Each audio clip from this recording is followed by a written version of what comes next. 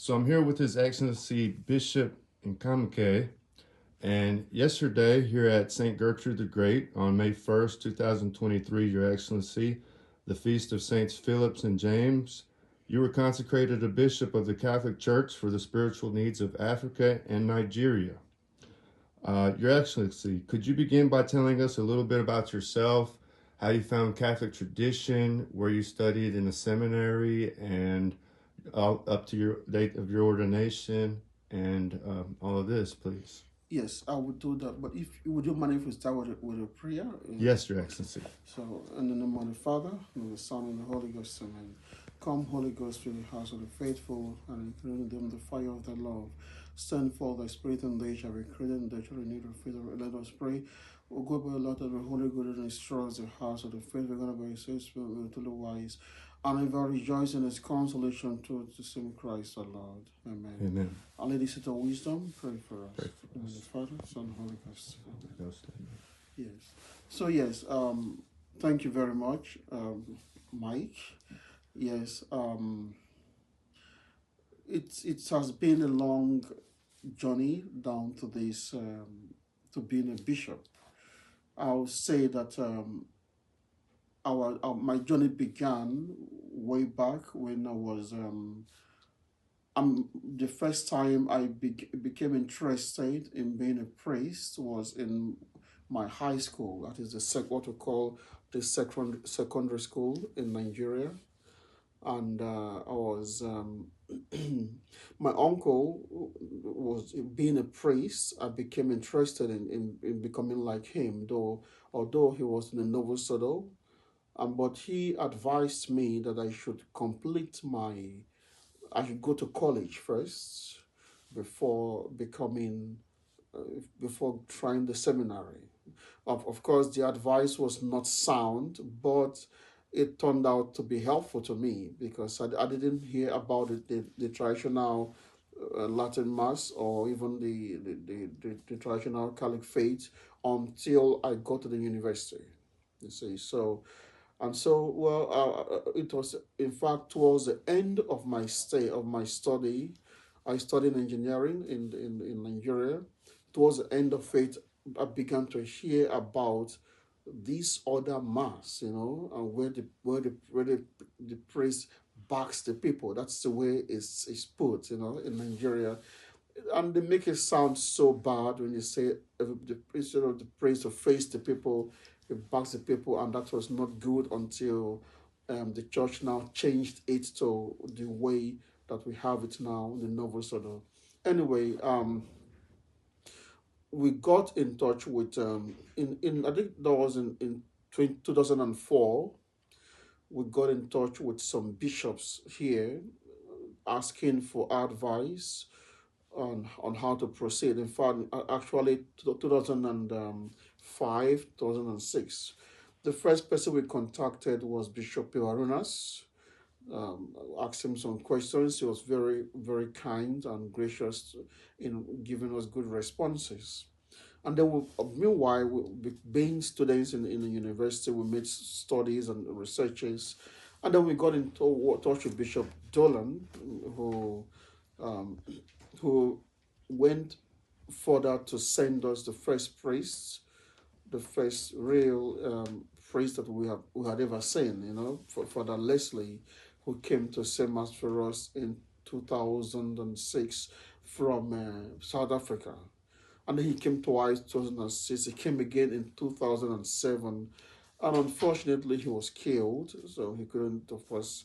And then in 2009, I applied and got admitted to the Most Holy Trinity Seminary of Bishop Sambon, who most kindly allowed me to study and for the duration that it takes to complete one study. So Bishop Sambon was also actually, very very kind, to let us try our vocation in the seminary, and that's really, really very grateful for that, And then at the end of the seminary, I was ordained. I was ordained on the 6th of November, 2013.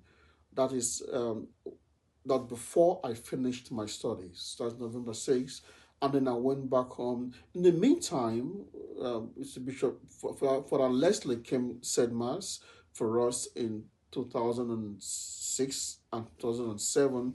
But then Father um, for the Ecoli came in 2009 as well as 2010, and then for the Larabi came in 2011 to same as for us, until then I was ordained in 2013, and then I came back home, spent a month, then I went back to the US here to complete my studies, and then I returned again in December 2014, and have been in Nigeria ever since, saying masses and various missions.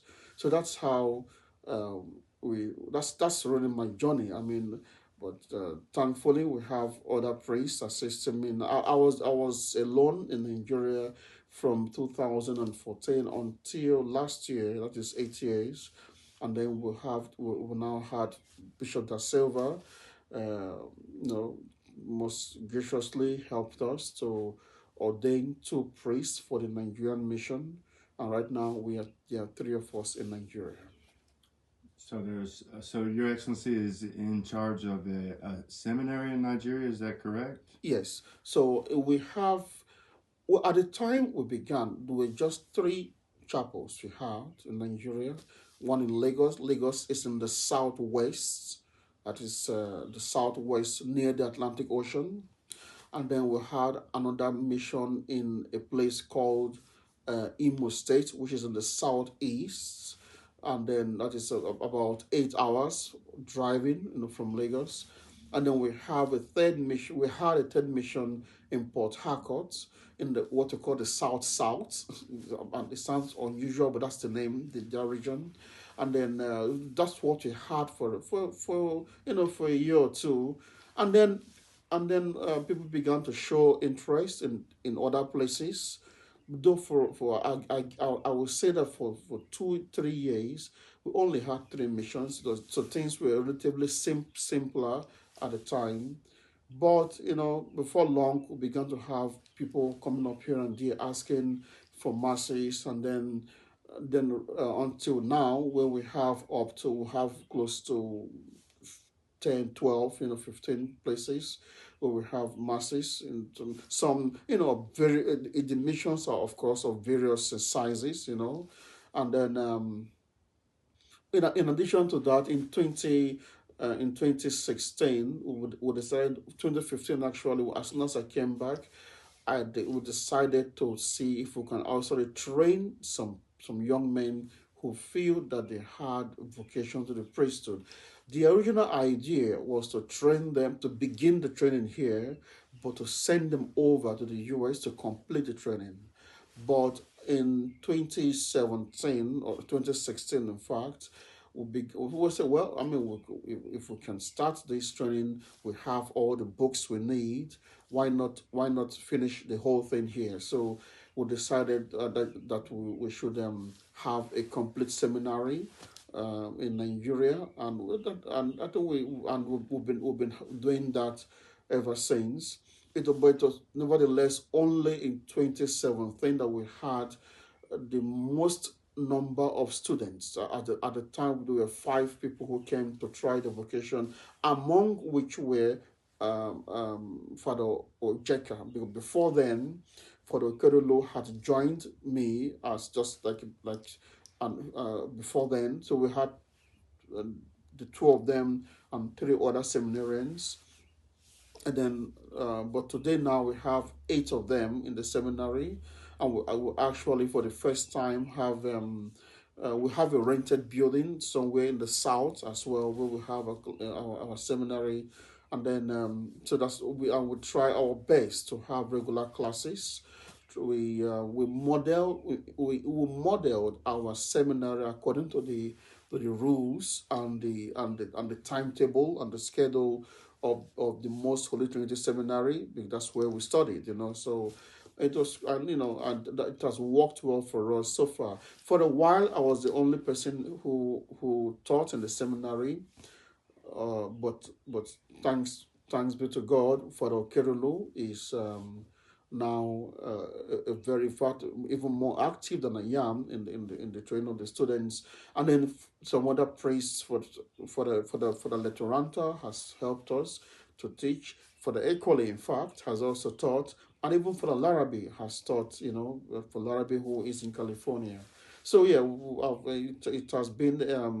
I mean, we came. It has been a good growth for us in terms of the training of the students, and as of now, I can say that we have a regular seminary with all the rules, and we have all it takes. We do the best we can. We have what it takes to train the priests from the beginning to the very end. What was lacking was the bishop to ordain the priest, but now, thanks be to God, we can now do that and very conveniently from now on. And then yes, we have.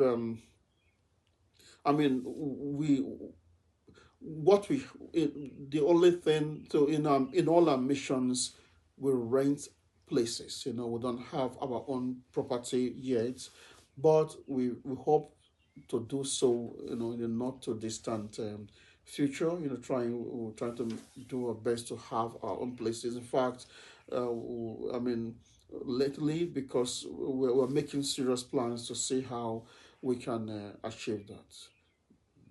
And then this year, as at February this year, we began a school for children. So that was the first time we're doing that, because as our mission grew, we began to have more and more families and to have lots of children in the mission. So we decided in the place where we have the most number of children to establish a something to train them. I mean, again, it's just a rented place, a hall which we divided into classes. But we want to save our children from the modern from the hands of those modern and erroneous method of teaching children. So that's what we are doing. That's our latest project, right? To have to establish properly the school for the kids. Okay, nice. So it sounds like your missions have a lot of potential for growth. In Nigeria, do you see yourself expanding outside to other countries of Africa? Is there any need or request for the Mass or sacraments? Yes, as a matter of fact, the first time I left America as a priest, the first place I went to was Ghana, and a neighboring country. So I went from Nigeria to Ghana, said mass for them for a few days, because there was a mission there, a small mission, and then I left for Nigeria. Well, that group no longer exists, but recently, as of this January or last December, we have a new group coming up and asking for us to visit them. And in fact, Father Okerulu John actually made a visit to Ghana from in January to say mass for them. And also recently in South Africa, which is further down south, the continent, we have a group coming up to asking for a possible visit from our clergy, and it is being organized by a former seminarian of the seminary in Florida, and I believe that within this year we're going to make at least one trip to South Africa. Wow, that's amazing. So it sounds like the Novus Ordo, quote, Catholics have at least some kind of presence in Nigeria and other parts of Africa. Are there any other groups in Nigeria that claim to have the traditional Mass or claim to be traditional Catholics? Yes.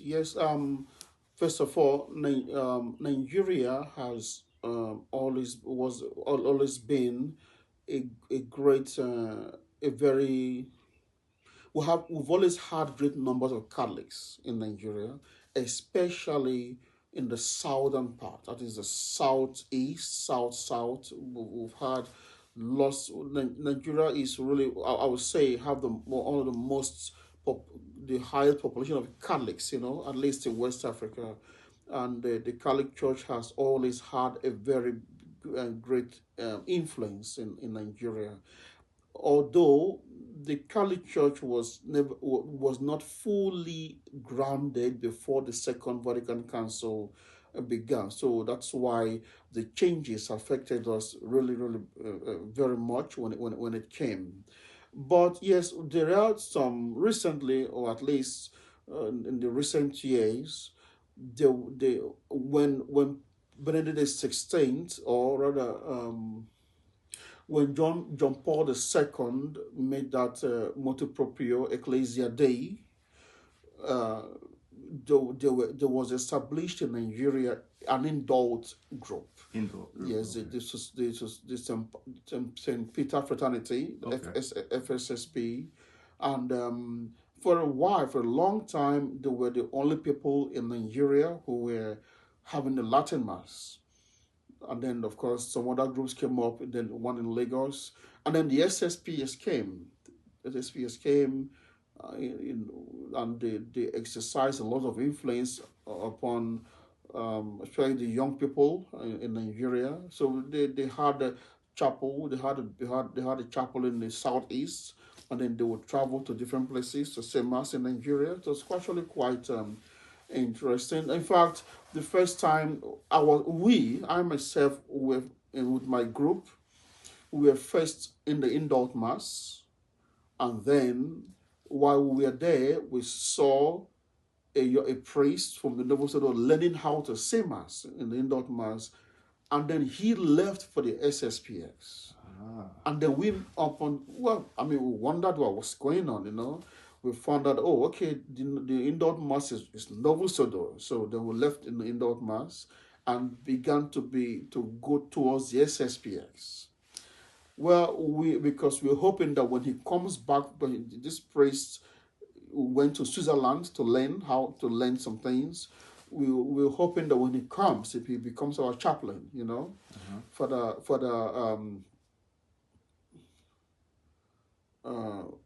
I forgot his name, but by the time he came back to Nigeria, we had already discovered the problem with the SSPX. Oh, okay. So we now moved, and then that's when we got in touch with the bishops, who now guided us towards the right things to do. So yeah, so we have there's the SSPX in Nigeria. There is the indult mass, the Novus Ordo, and then there is also the resistance groups. Really? Yes, there are resistance groups. Wow. Yeah, I mean the SSPX. They call themselves the SSPX strict observance. I don't. Yes. Yes. So they have them, and then there are also some people who, they don't really attach themselves to any of these groups, but they say the Latin Mass. There's some people like that. In fact, there are some priests I know who, they were saying that the Latin Mass even before they got reordained conditionally. So we have all these groups here and there, and but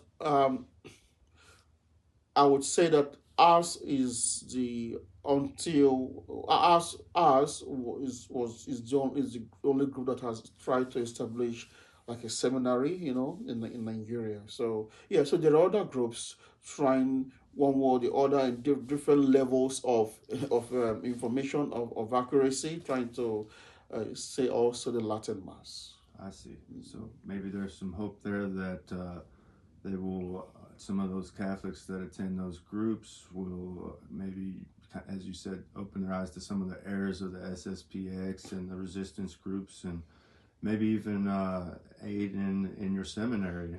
Oh yes, in fact, yes, we have.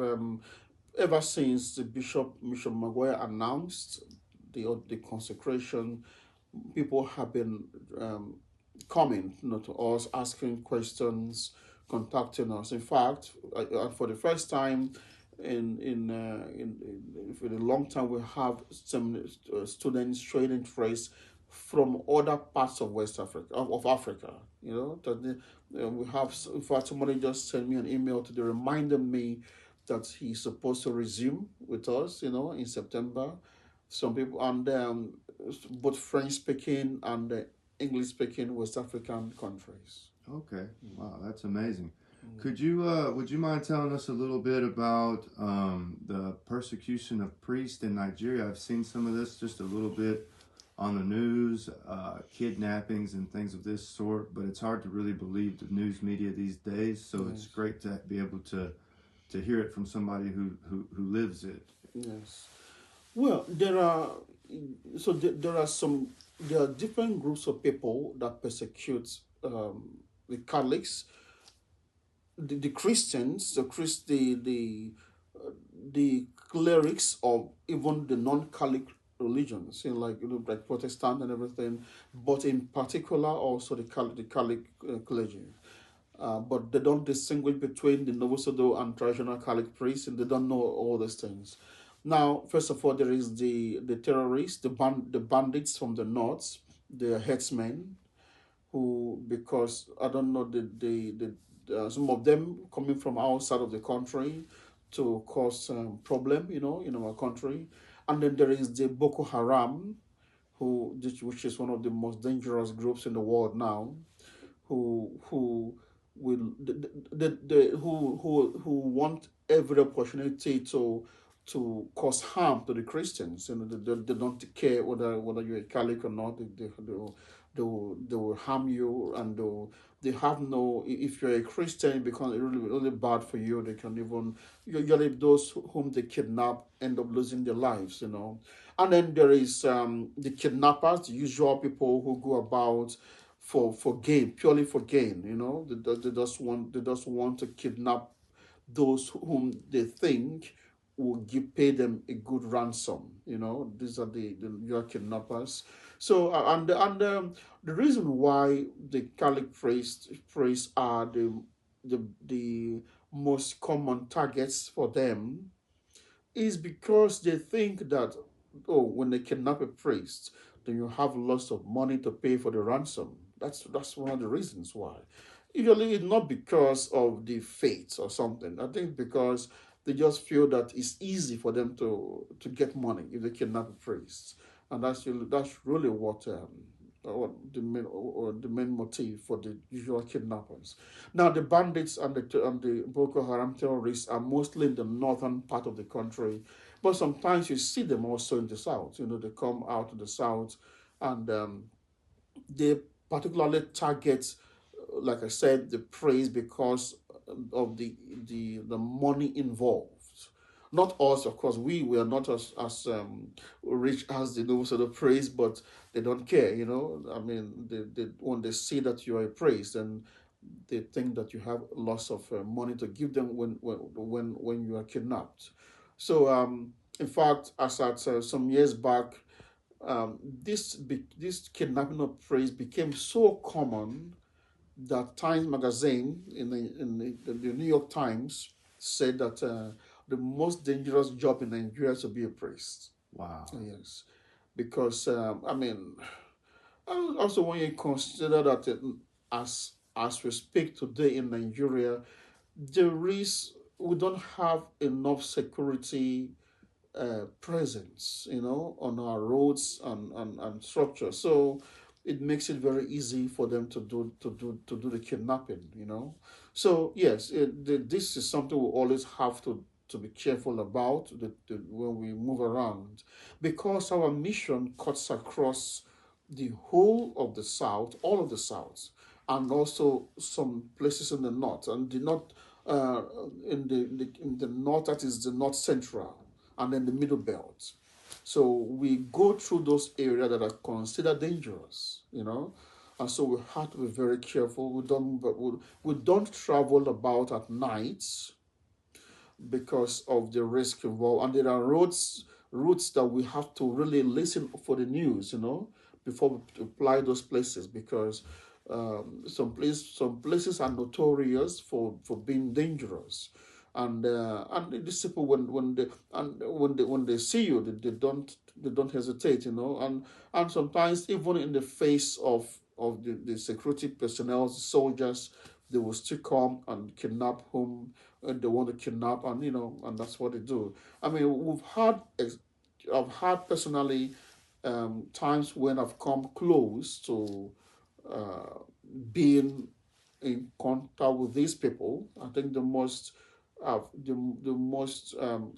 scariest was when I was driving from one of the from to a mission, and one of the missions we have in the southeast.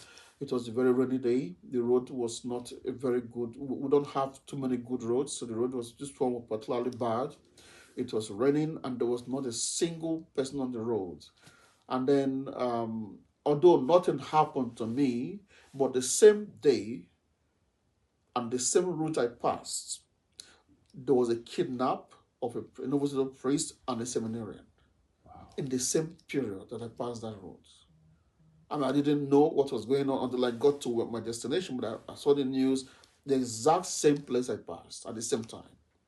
You see, so that's the nearest I've come. And then of course, I've been attacked by robbers. This has happened to me 3 times.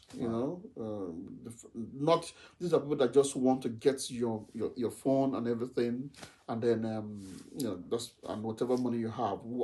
Twice was okay. Once when I was driving and in Lagos, they came to the window because there was a traffic hold up, traffic jam, and then they came and they just took everything I have in the car, everything, all my phones, all the money, everything, and then they left. And then the other one, right in my room, I came in late from a trip, and I was sleeping on the bed. The house is not secure. There was no fence around it, so I was woken up by the robbers through the window with a gun. They had a gun to me, and then they asked me to. I had my laptop on the bed, my phone. They took everything I had, everything right here. So that was my first encounter with them. I was so scared, And then there was a third time also in Lagos where I was I wasn't there, but the robbers came there, but I wasn't there. But some young men were there in the chapel, and they took everything they had from them. So, yes, so that's this. Well, I mean, this in all, I can count 4 times when We've had this encounter, but it's I guess it's one of those things that we have to deal with, in the course of the mission. So, but on the so that's it for the security, for the dangers we're exposed to. There's the danger of the roads. When you're traveling a long distance, you just have to hope for the best.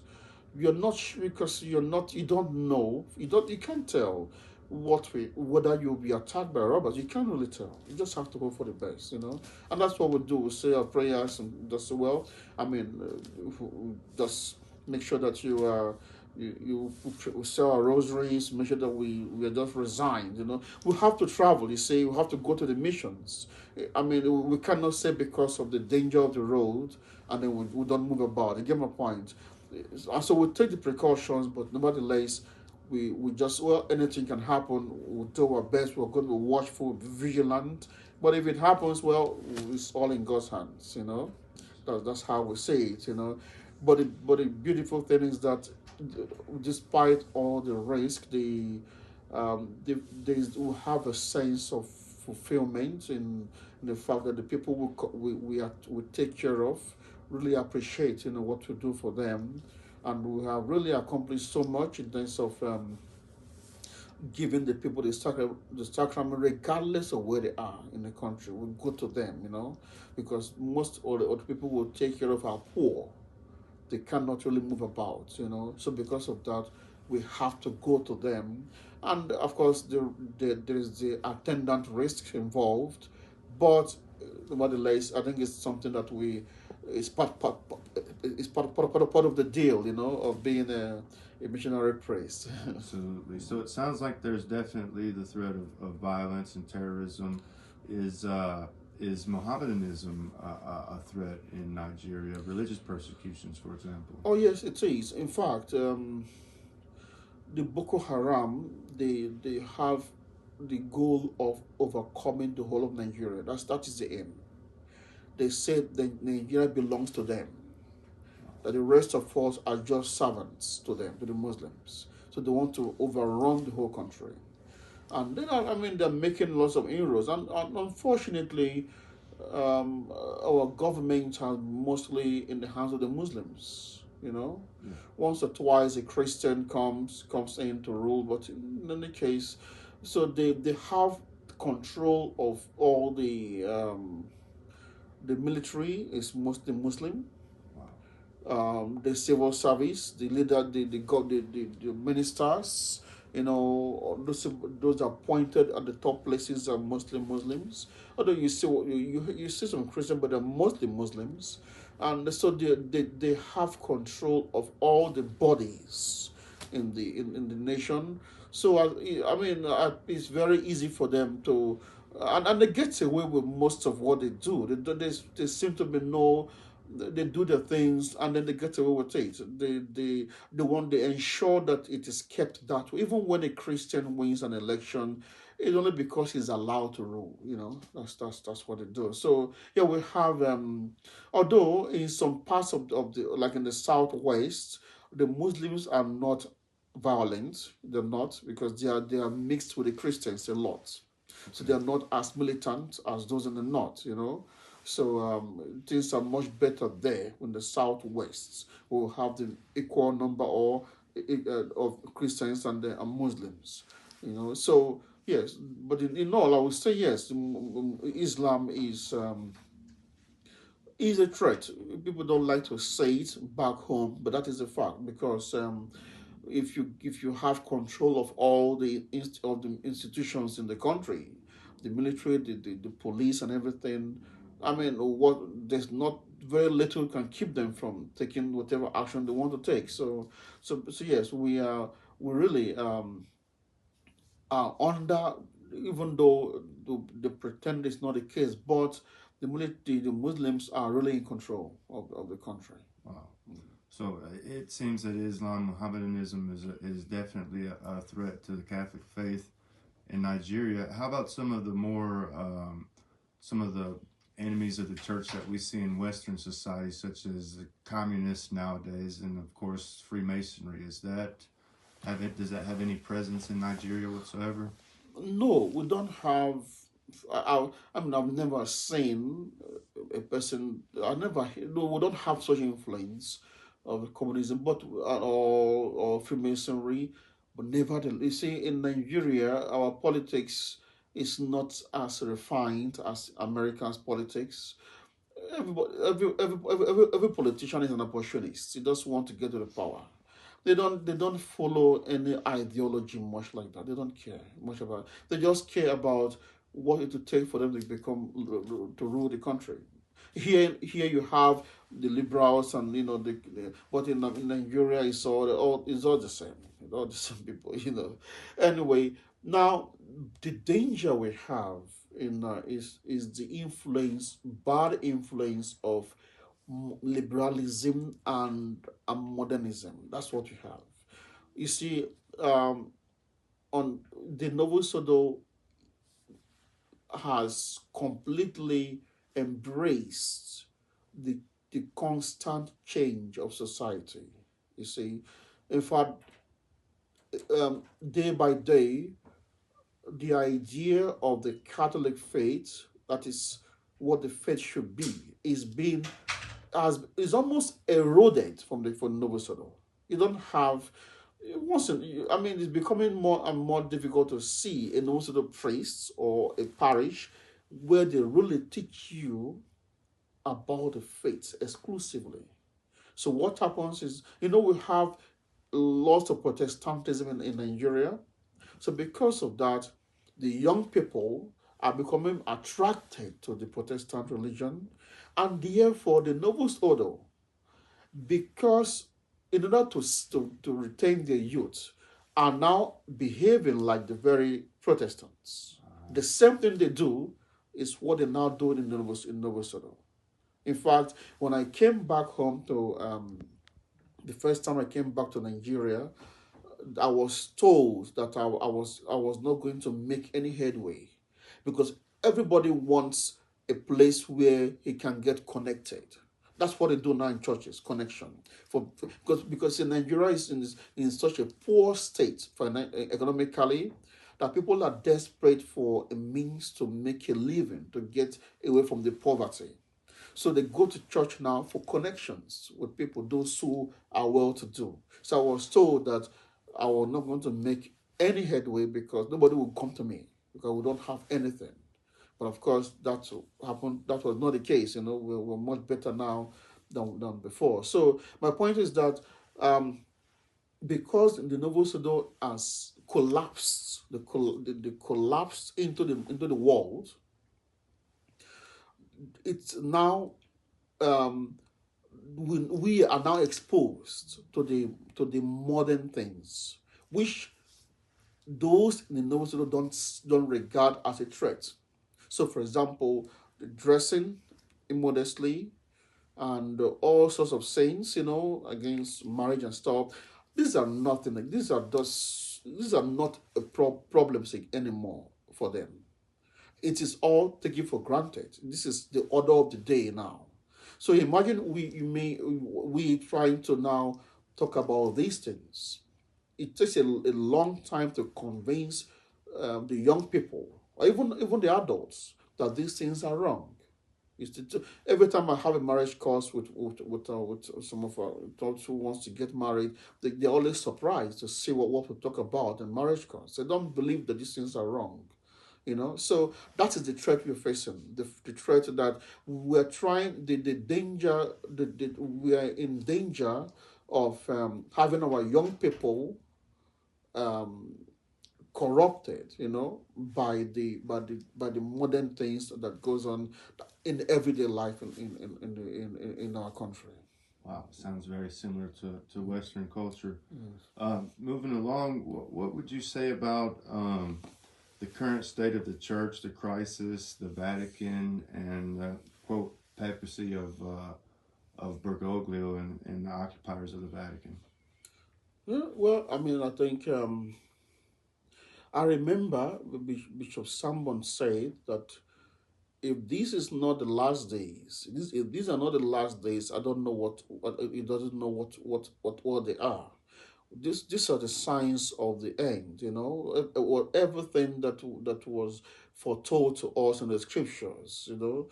They're all happening. Not only scripture, but even the saintly prophets and everything.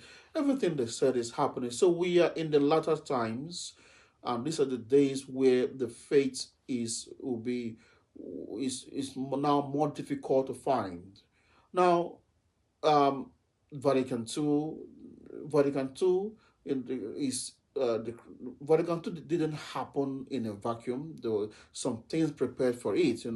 Before the council, there were people who tried in different ways to change the way the church operated.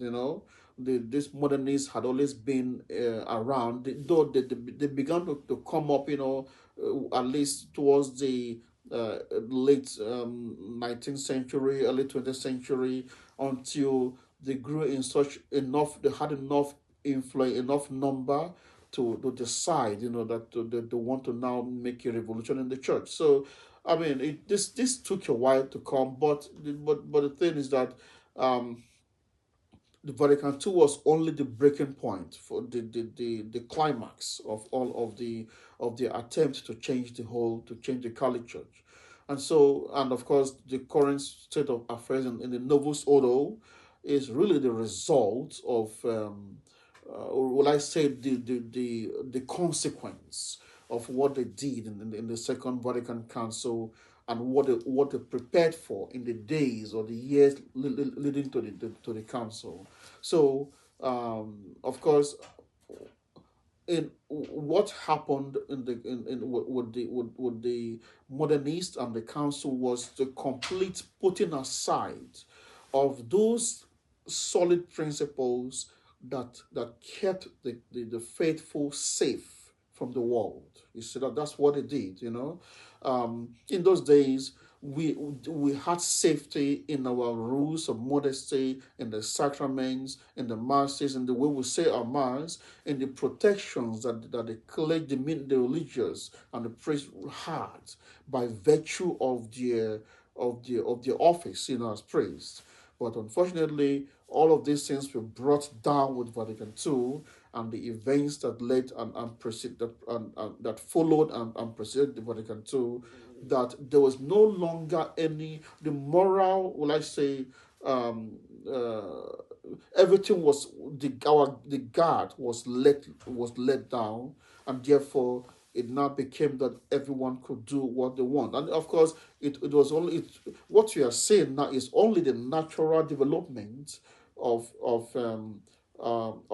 a system that has been put in place to change the nature of the church. That's what we are saying.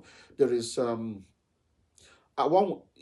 person if a person could look down history and was able to see, maybe he was if let's assume you were here when Vatican II started, you saw all the changes and you were able to look down the corridor of time, you would expect these things to happen, because of the things that were put in place but in the years leading to Vatican II, and those years immediately following Vatican II. So these are, in fact, there is a book called Lord of the World by Father Hughes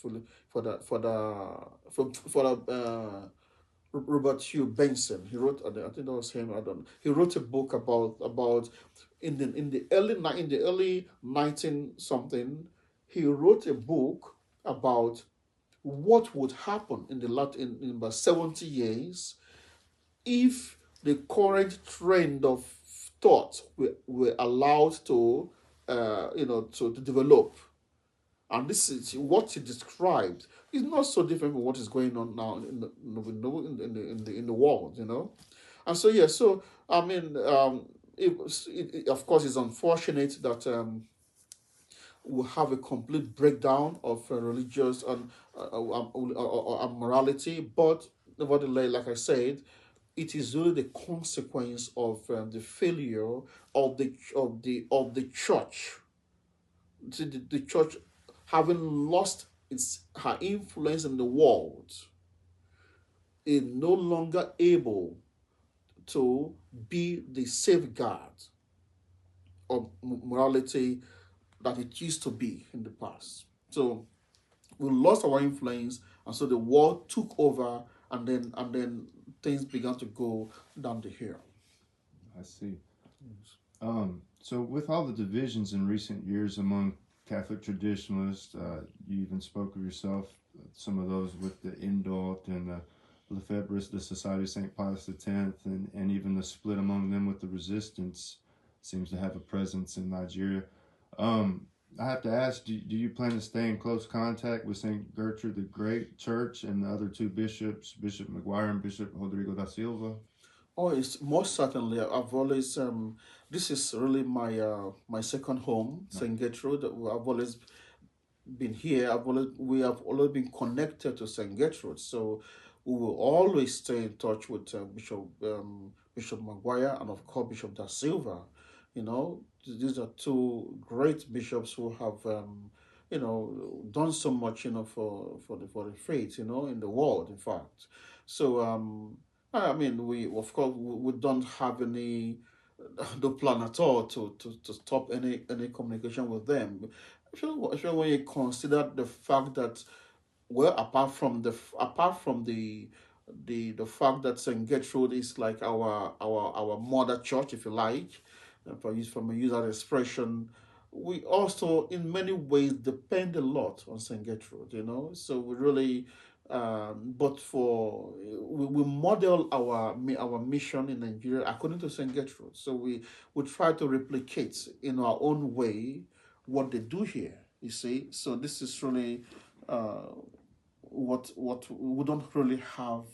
I don't have any other plan other than staying close to these two bishops. I understand. Yeah. Do you have any? Are there any intentions of one day visiting the churches, or seminary, or mission chapels in Latin America, such as Mexico or Brazil? Well, I would very much love to do that if if I'm invited, Yeah. I'd be very glad. I mean, I love traveling very much, and then I'll also, of course, like to see these other missions. Heard so much about them from Bishop Dolan. Talks a lot about these missions, and yeah, I'll be very, very happy to do so. Okay. Yeah. Nice. Do you believe that the crisis in the church and the Catholic faith will intensify in the coming years, or that maybe many Catholics will begin to open their eyes and reject the Vatican II false popes and return to the true faith? Well, I think already we are seeing with the ascension or with the pontificate in quotes of Bergoglio Francis, people really he actually opened the eyes of many people. So there have been lots of people coming into tradition of in various shades of tradition as a result of Francis' actions, because it's as if unlike the previous people like Benedict XVI, he removed the veil of any pretense, about the modernists and their actions. So because of that, people are coming in good numbers. In Nigeria, for example, most of our people who are now in our mission are from the Novus Ordo. All of them, in fact. You see, and people come, they ask questions, and people are always asking questions about these changes. We explain to them.